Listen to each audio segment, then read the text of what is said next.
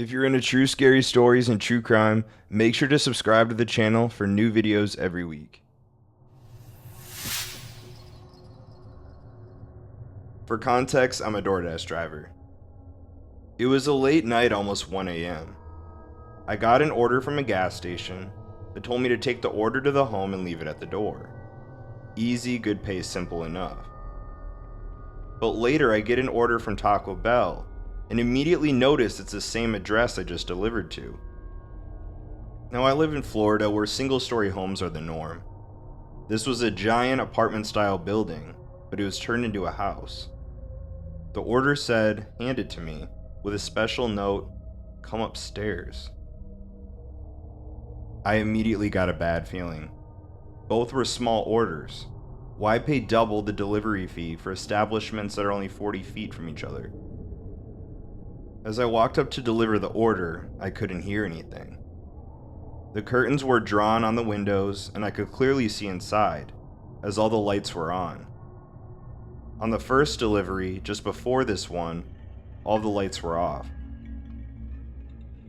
I took the food upstairs and knocked. I could see in and see the TV on, but muted, and there was a candle burning. I tried texting the customer, and when I did, I could see their phone on the end table buzzing. I just had a weird feeling, so I set the food down, took a picture, and headed back down to my car, as fast as I could. All of a sudden, I hear a man say, "Hurry up, she's leaving!" I slid down the last few steps, got in my car, and locked the doors. I had to back up weird and reset my car before I could pull off. Think a 3-point turn to get out because of the trees. I look up and see there's two big figures looking down at me from the window.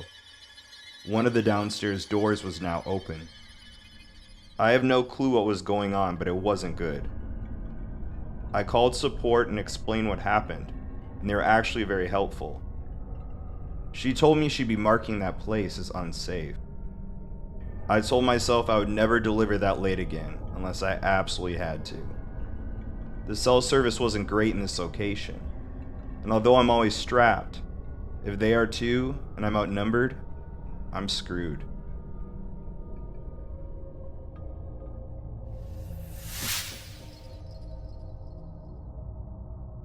I'd been having a really busy night at work, without any time to even pause or take a leak. Working in the front of the store, I wasn't really thinking about bathroom breaks. At the time, we were also going through a bit of a heat wave in our area, so I had been drinking copious amounts of water. As the sun went down, I was switched to food delivery. As I was driving to drop off the order, the urge to pee hit me. Like things went from 0 to 60 in an instant.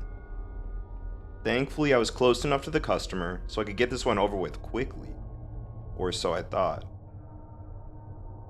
I pulled up to the house and it was an area I delivered in before, but I could immediately see that something wasn't right. All of the lights were off in the house, not even the glow of a television or anything. It was extra apparent because the street light closest to the door happened to be out of order as well.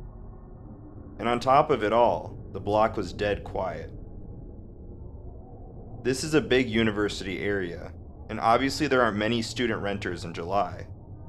But there had to be at least one person, because someone ordered this pizza. I don't know, maybe they just like sitting in the dark, or out in the backyard. Whatever, I just didn't want to knock on a quiet house so late at night, without first checking that I had the correct address, that the customer was inside.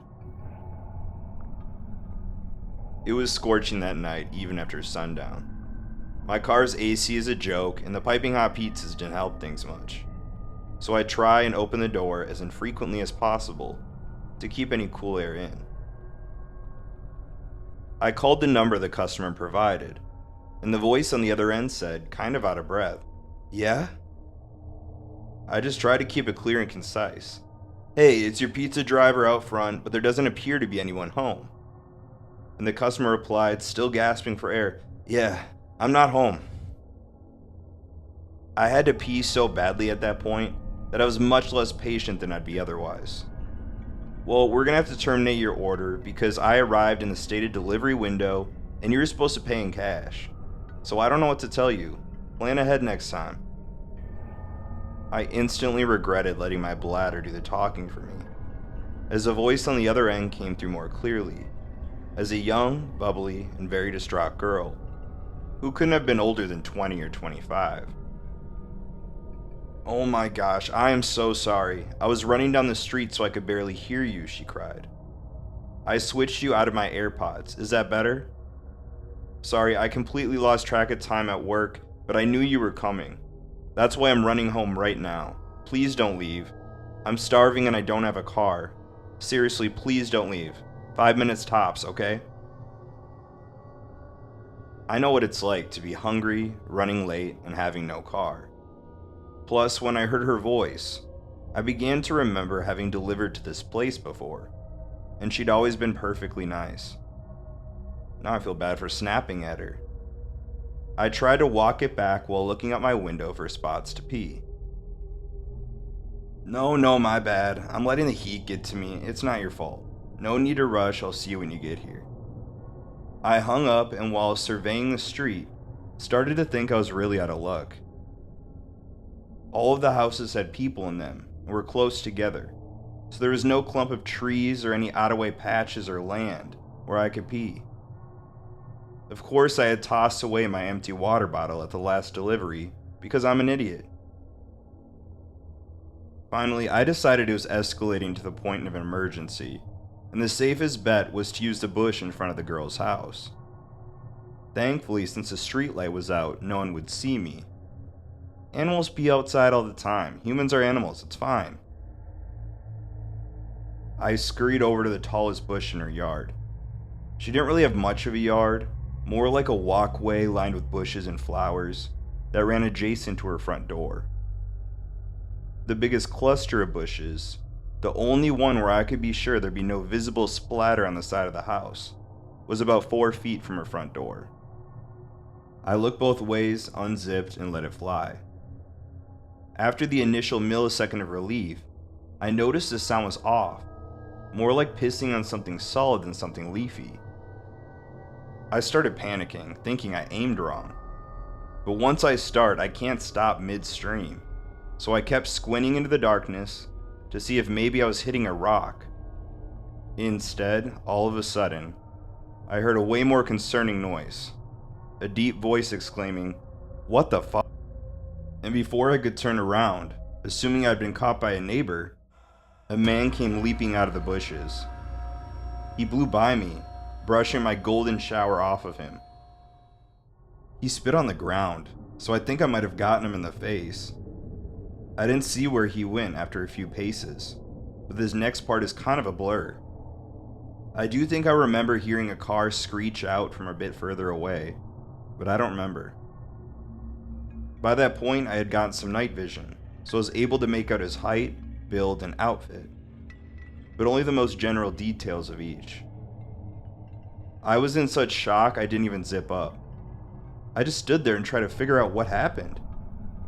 The reality was so terrifying that my mind refused to accept it, and impulsively searched for a reasonable explanation that could make everything okay. Could these bushes lead to some backyard area and just look like they were against the house? Could they have been obscuring an open window? My inner voice was desperately searching. Bruh, that man was wearing a hoodie in 90-degree weather. That was a bad man.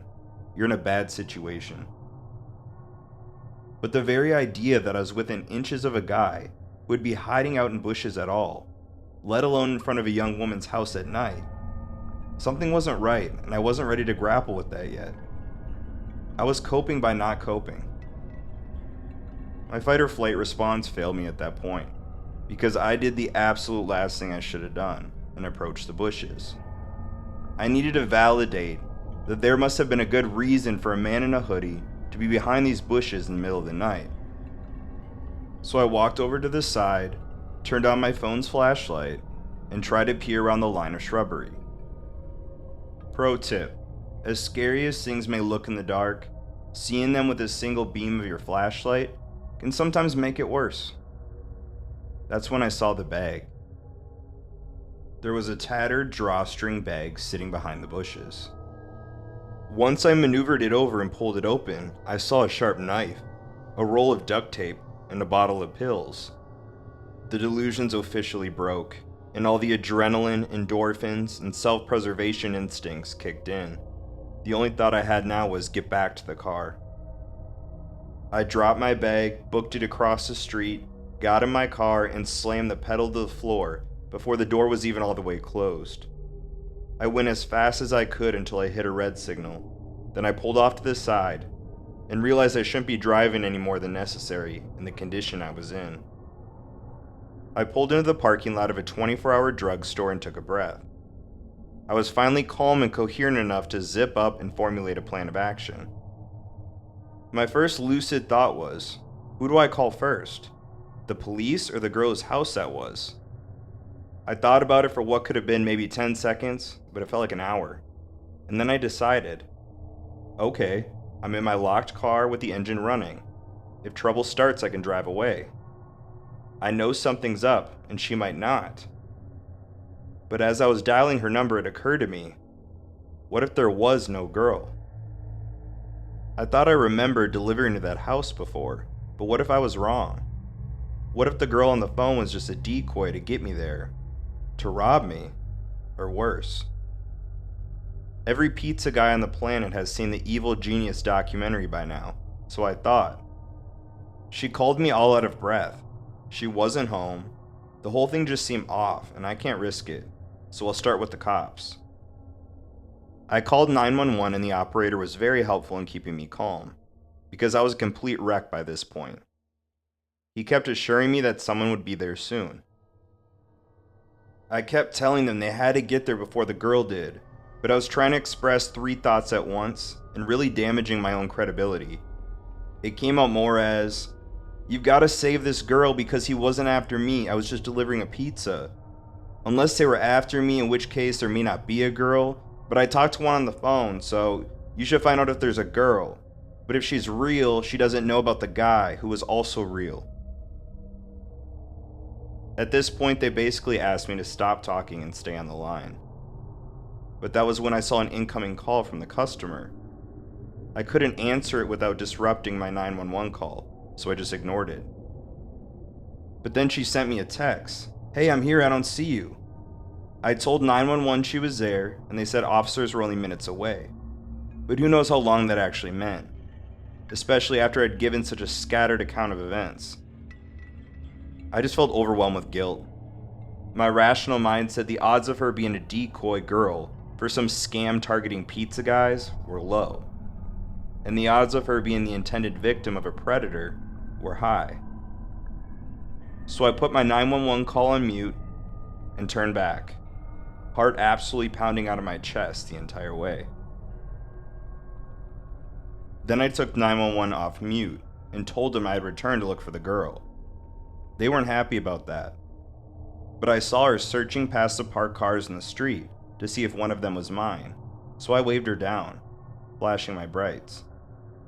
She bounced on over to the window all happy-go-lucky. I figured that was a good sign that she wasn't in on whatever this was. But I was also just so scared to be back in that general area, so I whispered to her, get in, get in. And she was like, get in, huh? Oh, you want me to get the pizza from the back? I didn't want to make the same mistake with her that I made with 911, so instead of trying to tell the whole story, I stuck to the bare basic facts. There was a man in your bushes. I'm on the phone with the police. I don't know where he is right now. Please get in the car so we can lock the doors. I was barely able to get those sentences out, just shaking like I had 10 cups of coffee. I held up my phone to her to show the 911 call to prove that I was on the phone with them. I thought that's why she got in the car with no further explanation, but it turns out that wasn't entirely it. You still there? Is she with you? Are you safe? Is anyone else there? 911 kept checking in, not knowing who the third party I was talking to was. I reassured him and we drove more cautiously this time to a location that they instructed us to wait at. I didn't actually have to do much after that. The police came by soon after and I gave my statement, telling them everything I observed. Then the girl went to go speak to the officers. It turns out the reason she got into a strange pizza guy's car without probing any deeper into my story is because she knew who the man was by my description. She had an abusive ex-boyfriend who was apparently psychotic enough that he immediately came to mind from hearing, "There's a guy in your bushes." She later called to thank me and insisted on leaving a huge tip. I wasn't there when the call came in, so the kid who answered didn't know to refuse to accept the money. But the manager already promised the next time we see her, we can load her up with enough free one-pie cards to last a lifetime. This was easily the scariest thing that has ever happened to me, on the job or off. I don't get the chance to tell the story much, because I try to avoid sharing with anyone who could possibly know her. But I'm not the same since. Even though I know he didn't have anything to do with me, this truly shook me to my core. Be safe out there, guys. Anything can happen.